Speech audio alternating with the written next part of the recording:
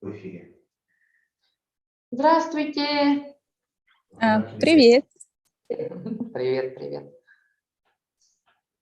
Пока никого. Ага, пока никого, ждем участников. Мгм. Запросы были? Пока нет. М. Ну, без запросов. Ага, просто без запросов давай сделаем. У нас начинается первая онлайн-встреча нашей рубрики новой. Серия онлайн-бесед. Все время да, с этим названием.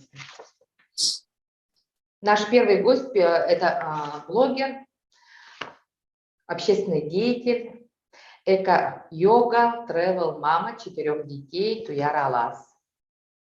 Привет. Привет, Туяра. Как дела? Отлично. Как у вас погода?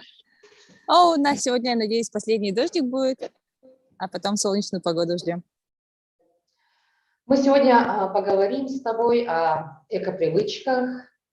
Как ты прививаешь такие привычки у себя дома, в семье, детям, и о городской среде. Как у нас обстоят дела и как там. Интересно нам послушать. Хорошо. Мы с октября месяца вместе с детьми путешествуем по Краснодарскому краю. И из всех городов нам больше понравился Геленджик своей красотой, обустроенностью, доступностью, зеленью. Ну и самая главная достопримечательность тут — это море, горы. Горы давайте я покажу вам. Там у меня горы.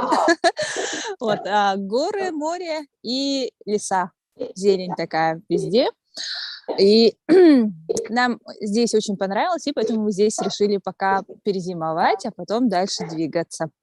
Об экологических привычках, которые в нашей семье уже устоялись, пришли от моей семьи, получается, потому что наши родители, мои родители и родители мужа, соответственно, тоже прививали с самого детства беречь природу.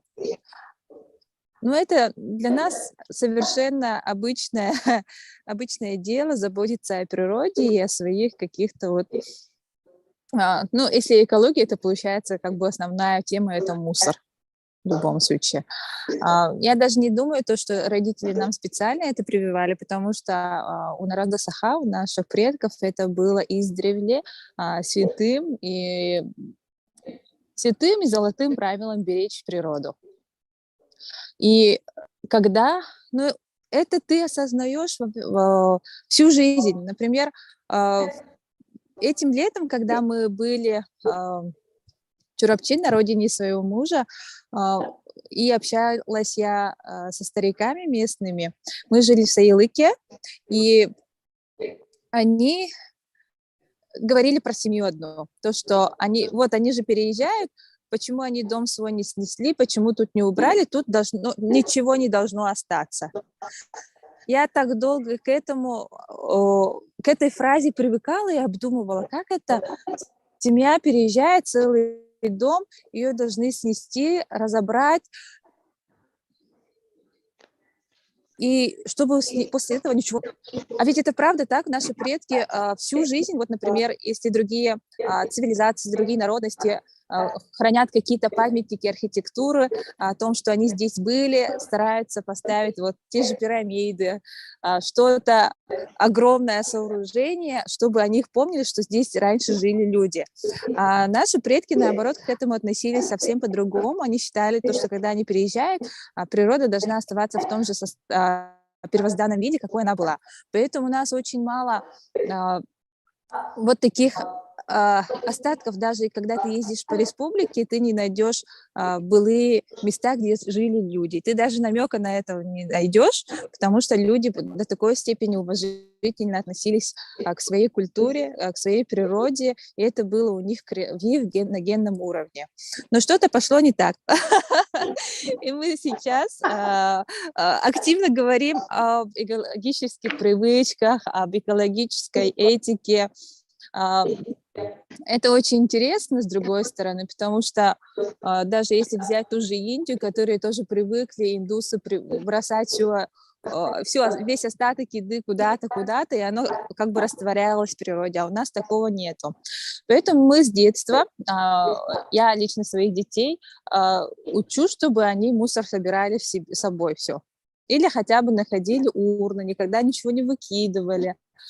И когда мои дети видят мусор, они начинают собирать все это, потому что мы, когда жили в Якутске, иногда проводили сами какие-то там уборки территорий, например, рядом с домом.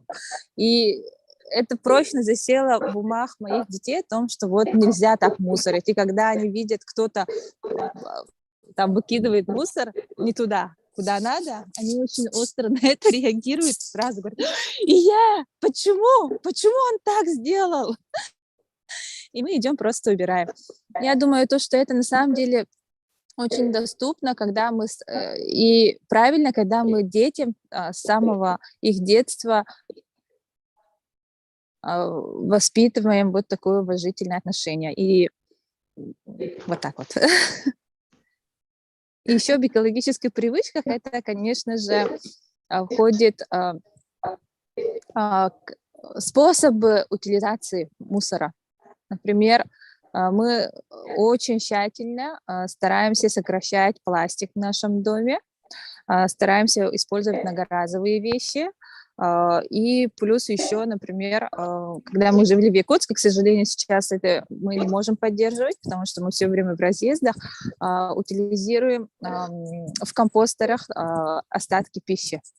Это очень классно, потому что компостеры, ну, наверное, все знают, что компостеры – это удобрение для почвы. И таким образом мы очень круто скопили много компостера, и надеюсь, что сейчас жители нашего дома, в котором мы жили, будут ее использовать весной как раз-таки и будут сажать огород свой. Также, да, слышно, да, хорошо? Ага, да.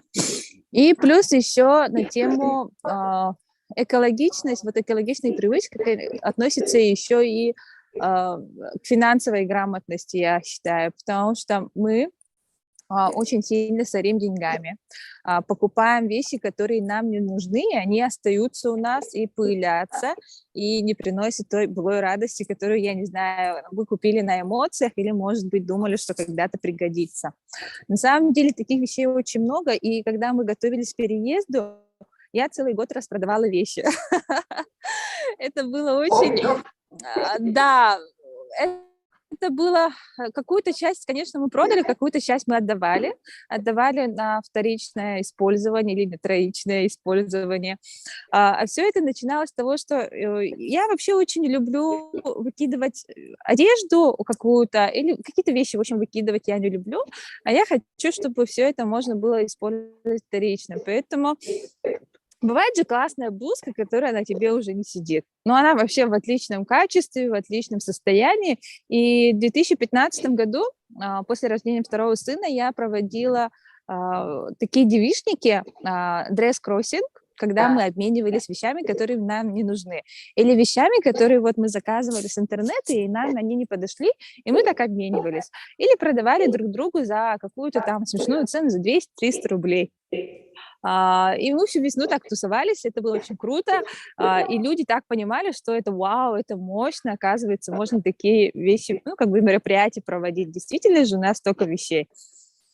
Потом, ну, это был 2015 год, и я в 2016 году, когда участвовала в союзе Союз женщин, вот съезд женщин, я рассказала вот о нашем, ну, у меня обмен опытом был с некоторыми, ну, с представителями из других улусов.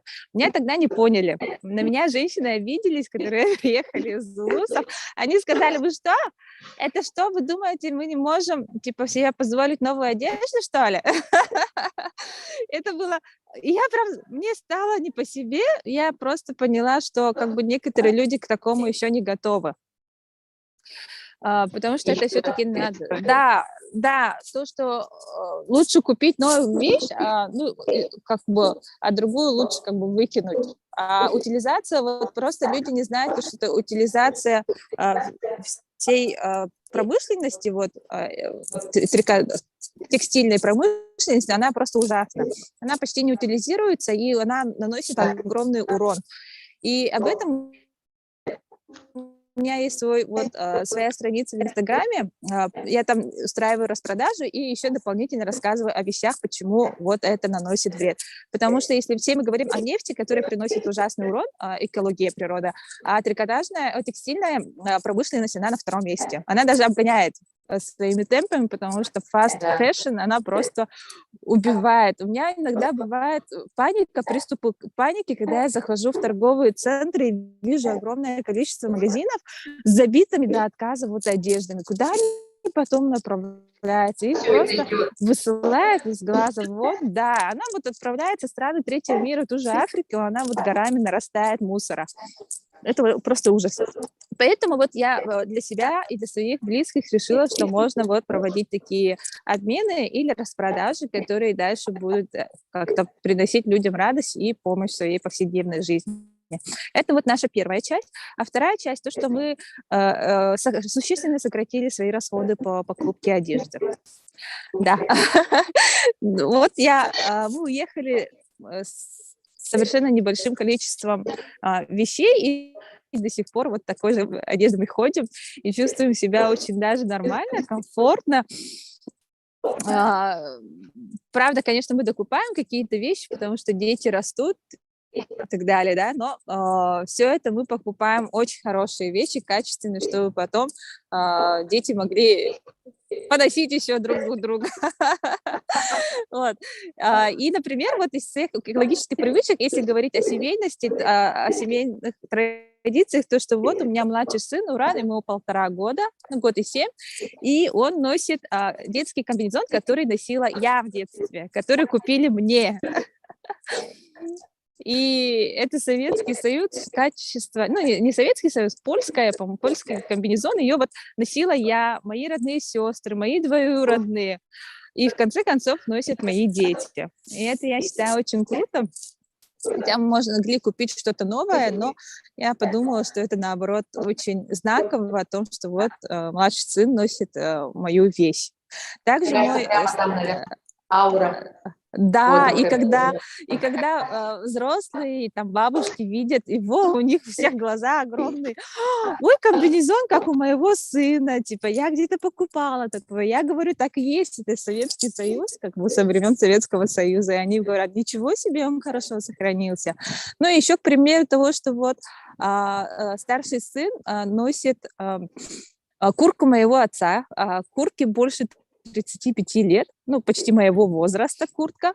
Она кожаная, иранская, тоже в молодости ее носил.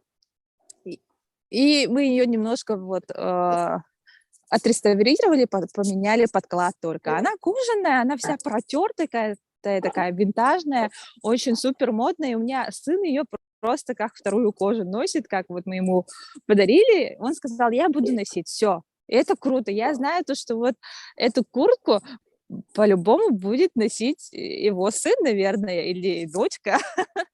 Потому что вещи, они, которые такие винтажные вещи носят столько тепла и радости, я не знаю, и приносит, потому что ты знаешь какую-то преемственность. Когда я услышала историю о том, что один какой-то крутой итальянский мужчина модный, я не знаю, какой-то, по-моему, художник или актер, или деятель культуры, скажем, он решил в свои 80 лет наконец-то подарить свое пальто кашемировое своему сыну, которому вот исполнилось 55 лет. И когда он вручал вот это пальто свое кашемировое, шикарное, бежевого цвета, сын расплакался, потому что это вау, это для меня, я так долго ждала, чтобы носить вот это пальто. Потому что это было знаковое пальто. Мужчина купил ее, когда он заработал там свои первые миллион, что ли, или какой-то там, знаковой историю хранить. Это очень круто. Это вот такие наши эко-привычки. Ну и финансовая грамотность. Вот с детства я учу детей, чтобы они... Ну и мои родители, мои бабушка, дедушка всегда говорили, что должны быть лишние деньги, чтобы ты могла себе хотя бы шоколадку купить. ну, для своих каких-то душевных порывов в любом случае, а не то, что вот копить какие-то вещи, очень много вещей. Но все равно финансовая грамотность, это, я думаю, относится к экологии, к экологичной жизни, потому что мы не должны копить вещи, мы должны копить воспоминания. И я вот все эти свои накопления сейчас коплю теперь воспоминаниями для себя, для своих сыновей, и мы вот путешествуем по Краснодарскому краю, и это очень круто. У нас нет такого понятия, чтобы у нас задерживали какие-то вещи, мы просто берем и уезжаем. Ну, например, мы вчера съездили в Анапу, но совершенно неудачно получилось, но в любом случае копилка воспоминаний о том, как мы ночью ехали по трассе обратно в Геленджик. Вот. Это такие привычки. И еще хотела сказать про распродажу вещей. Бывают вещи, которые нам вроде должны понадобиться, а кому-то нет. Ну, например, у меня была точилка для ножей. Я вот не знала, куда ее деть. Она у нас лежала несколько лет и оказалась очень популярным, нужным вещью, что просто люди ее покупали у меня. Как? Давайте продайте мне, давайте мне продать. Ну, вот так вещь лежала, и я заработала какие-то 500 рублей. Ну, вроде мелочь, но это как бы шаг большой для нас был. Вот. Да. Можно еще вопросы? Еще вопрос. Хотелось бы узнать твое отношение, твое мнение про городскую среду. Про городскую среду. Как там устроено, получается, как у нас устроено, и что ты увидела такого там, что хотелось бы, чтобы появилось в Якутске? Так, ну, не только в Якутске. Например, мы с детьми всегда вот по возможности путешествовали, ездили по ближайшим улусам.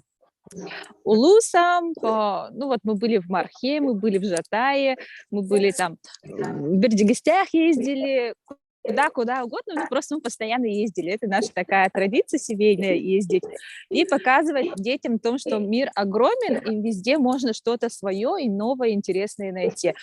Позапрошлом году, когда мы были в Жатае, мы были в шоке. Хотя вот Жатай и Якутск, там всего пару километров, но разительно... Вообще различия были очень большие. Самое главное, то, что мы заметили, как мама детей маленьких, то, что там есть огромное количество детских площадок. Мы были в шоке. В каждом дворе у них обустроенные классные детские площадки, то, чего не хватает в нашем городе. Я сама из Якутска, и все детство я там провела, и я всю жизнь страдала, почему у нас нет детских площадок. И дети мои то же самое. Для них детская площадка это была вот Водянова. И мы даже ездили в Бердигестях, когда построили вот эту классную, Ирина Дмитриевна, площадку вот в центре поселка. Воркаут, там все там круто было. Мы ездили туда с детьми играть из Якутска. Детские площадки. А когда мы приехали, мы в Геленджик вообще приехали случайно, на самом деле. Мы это как тыкнули, поедем туда. И приехали. И когда приехали, я особо ничего не знала об этом месте, но мне говорили, что это очень семейный город, и я по истечению вот всего времени понимаю, что Геленджик самый семейный город, может быть, страны даже, потому что здесь все так круто обустроено. У нас тут у нас в Геленджике самая большая достопримечательность — это набережная. Она занимает почти 15 километров, если не больше, она считается самой большой набережной, и все там обустроено. Там везде детские площадки, везде. Вот ты немножко прошла, тут детская площадка, немножко прошла, и вот тебе детская площадка. На любой возраст, для малышариков, для тодлеров и для детей постарше есть. Это просто потрясающе. У нас был такой взрыв мозга от того, что вот детские площадки такие доступные, и они такие качественные, они хорошие, и дети на нем играют, и это круто. В каждом дворе есть детские площадки. И я считаю то, что у нас в Якутске, к сожалению, вот этого нету. У нас нету детских площадок, и это настоящая боль. Это просто боль для родителей, для детей. Мы живем и так в суровых условиях, а тут даже просто самую теплую погоду, хорошую выйти, просто поиграть, у нас такой возможности нет. И мы этого лишены, это ужасно просто. И вот если говорить о городской среде, мы, наверное, совсем не child-unfriendly регион, где мы не можем просто детям устроить такие детские площадки. Если говорить вот так, самые первые впечатления, у меня дети тоже говорят, тут очень много детских площадок, и мы чувствуем себя тут очень круто.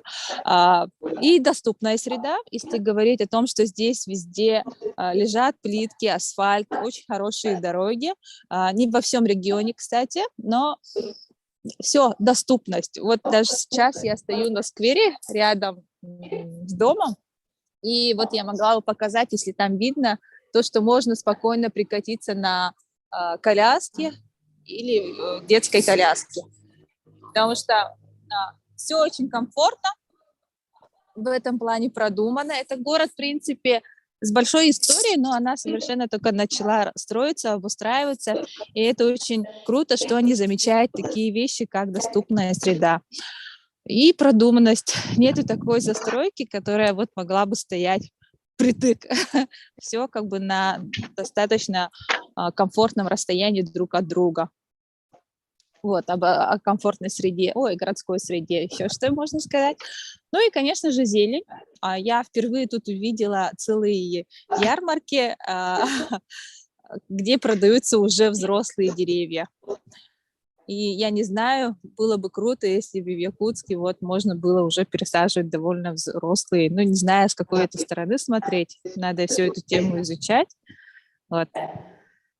Питомники специальные. Питомники. Насчет питомников, здесь очень много кошек. Вообще, Черноморское побережье со стороны России, Грузии и же Турции, она просто населена кошками. Очень много кошек, и они живут здесь очень круто. Есть питомники. Ну, есть собаки, конечно, но они, я не знаю, они такие милые, пушистые, бегают. Но я не видела ни разу вот с чипами собак, но есть тут питомники. И у меня, например, друзья, которые живут здесь, в Геленджике, они частенько там раз в месяц у них традиция ездить и кормить, ну вот покупать что-нибудь для собачек и там оставляют. Насчет утилизации вот собак я не знаю, потому что здесь я ни разу слышала, чтобы собаки нападали на кого-то, ну потому что их мало, потому что здесь везде правят кошки. Вот. Так, у меня вопрос.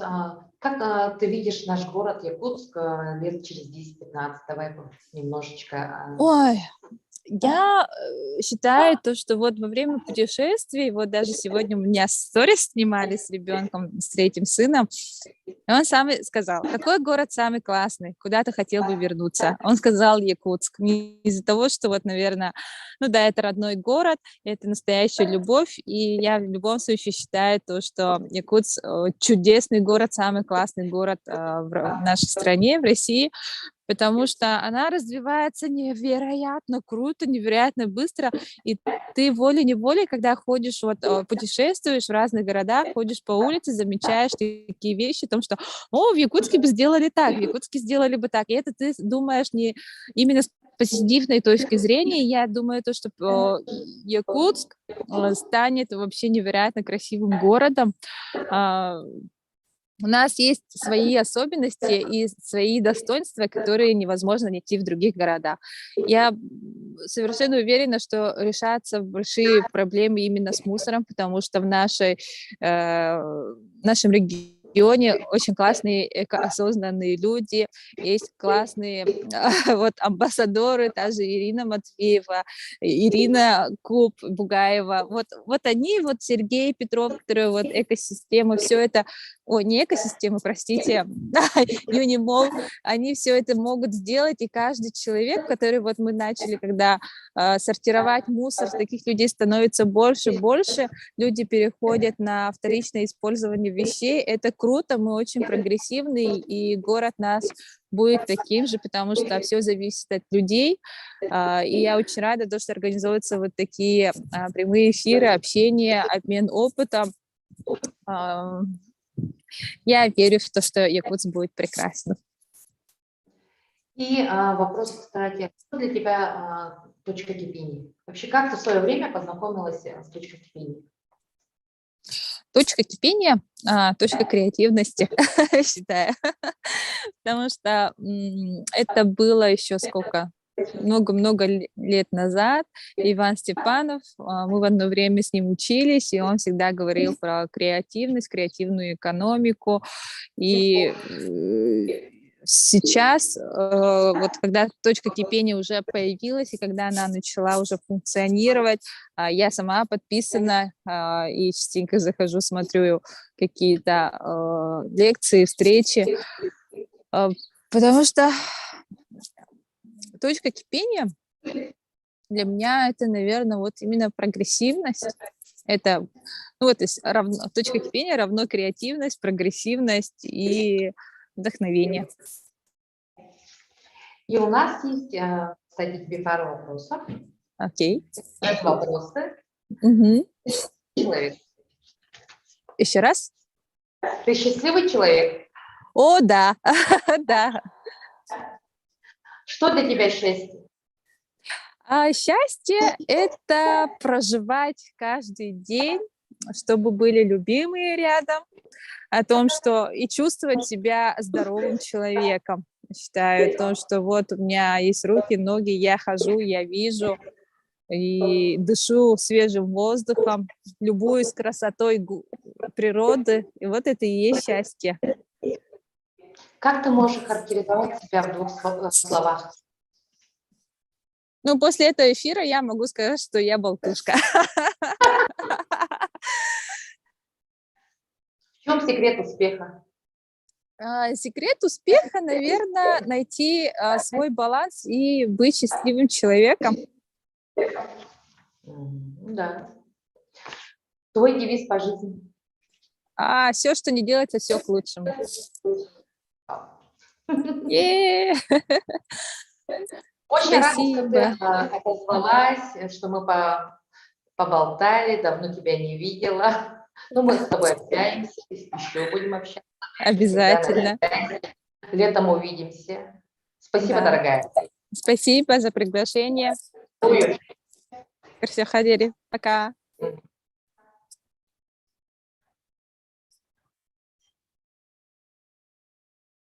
Все. Все, да?